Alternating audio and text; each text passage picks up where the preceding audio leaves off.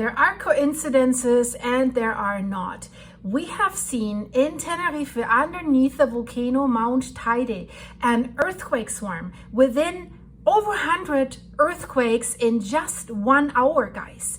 And is it a coincidence that authorities are saying, do not worry, this is not a sign for an imminent eruption, but the next day, they announced, the government announces that they are preparing for the largest volcanic eruption drill ever on September 26th. So their official volcanic observatory in Volcan says we rule out an imminent eruption on the island, but we urge people to prepare because it will happen sooner or later. And some scientists are thinking maybe a little bit sooner than later. And this, all of a sudden, this volcanic drill kind of tells a story, doesn't it? Let's look into what is really happening, because also, especially British newspapers are writing this right now, because there's a lot of British people vacationing on Tenerife right now. This is like a hot spot for them. And they're saying tourists will be issued a potentially scary warning. So tourists need to be prepared if they are on the island. And for them also, this earthquake swarm has raised fears of a potential volcanic eruption, because this seismic activity that we're seeing there, especially that cluster swarm with the 100 earthquakes in 1 hour, suggests that definitely an eruption could develop in the long term, they're saying right now. What is long term? That could be months, years, decades, could be months, right? The fears are getting louder that we're not talking about long term, that we're talking about midterm. And then exactly at that moment, the news about this volcanic drill comes out. And the thing is, yes, these seismic swarms have become typical underneath Mount Teide since 2017, before not. So they link these seismic swarms, including the one that has been going on right now, to the intrusion of magmatic fluid. So it contains the word magmatic. It is a volcano. Something is intruding. These fluids intrude into the hydrothermal system of the volcano. And that's why, of course, it increases the pressure. It cracks the rocks there that creates these earthquakes. And there's something else at this volcano that is usually, together with the earthquakes, a sign that unrest is being prepared.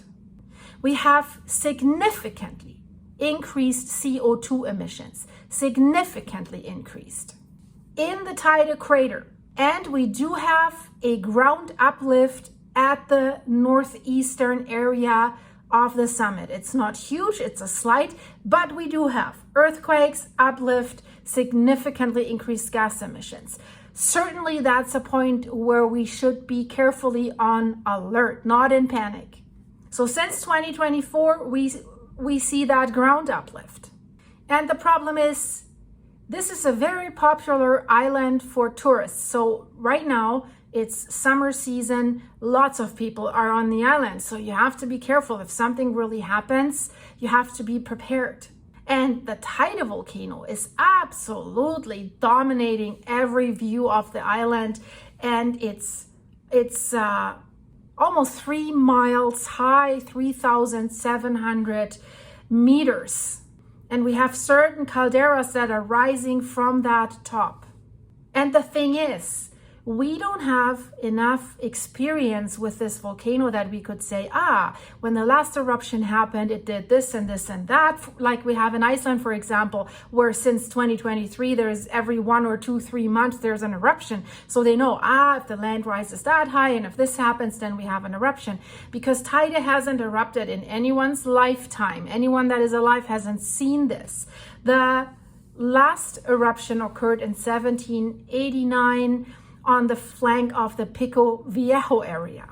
In 1909, the Chinero cinder cone was formed on the northern flank of Teide. since then, nothing. But then in recent years, since 2017, the signs that Teide could prepare for another eruption have been increasing. The earthquake storm that just happened, these 100 earthquakes, they were not super strong. They were small ones, which is normal for volcanoes. The largest one was only 1.2, so that's why we're not freaking out yet. We haven't seen any 2s, 3s, or 4s. But sometimes you don't need that. So these earthquakes in volcanoes says they're volcanic tectonic earthquakes. They occur when the ground, the caprock layer with all these rocks fractures. Because of course there's a lot of pressure. It's like a pressure cooker if hot magmatic fluids are rising within the volcano. Teide is Spain's highest peak, and it's a UNESCO World Heritage Site, and it's also one of the most closely monitored volcanoes in the world, together with Campi Flegrei, for example. That is really, really worrying all of us right now. So scientists say do not worry about these small swarms. There are natural behavior, and the island remains safe both for residents and visitors.